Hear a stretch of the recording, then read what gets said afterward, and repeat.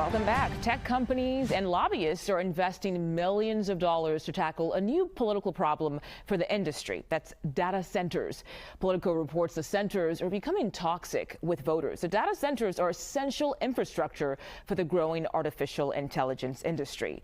The author of that article joins me now. Gabby Miller is a tech reporter for Politico. Gabby, thank you so much for joining us on 24/7 today. We really appreciate your time. So your reporting shows the industry is taking out ads and funding campaigns to put data centers in a positive light. Is it changing the public's perception of it?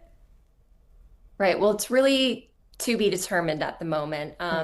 But we can see based off what happened in the November elections that this was a very politically potent issue, especially in the Virginia and New Jersey elections. So we saw that that was actually tied to the affordability costs. So we saw that energy costs were going up, data centers are spreading, and a lot of voters are upset about it. And so this was a winning message, especially for the gubernatorial races with Abigail Spanberger and Mikey Sherrill. And so now we're seeing the tech industry and other politicians responding, hoping that they can use this as a blueprint for, a political playbook that they can use in the midterm elections. And speaking of the midterms, I mean, next year is just around the corner. So how could the midterms shape the future of data centers and the artificial intelligence industry?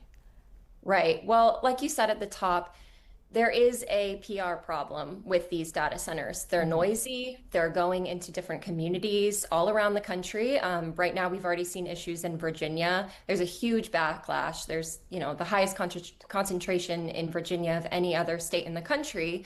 And, we're seeing that residents don't like this.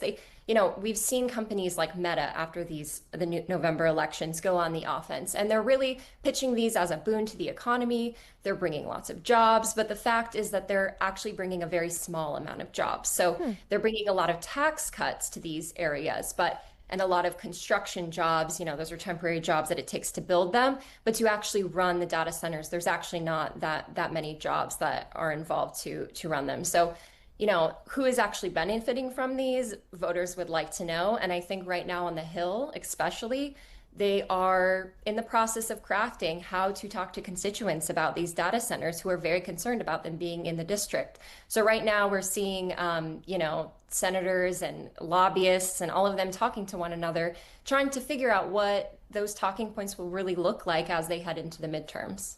We'll see if it leads to any change. Gabby Miller, thank you so much again for your time today and walking us through your article. Appreciate it. Thank you.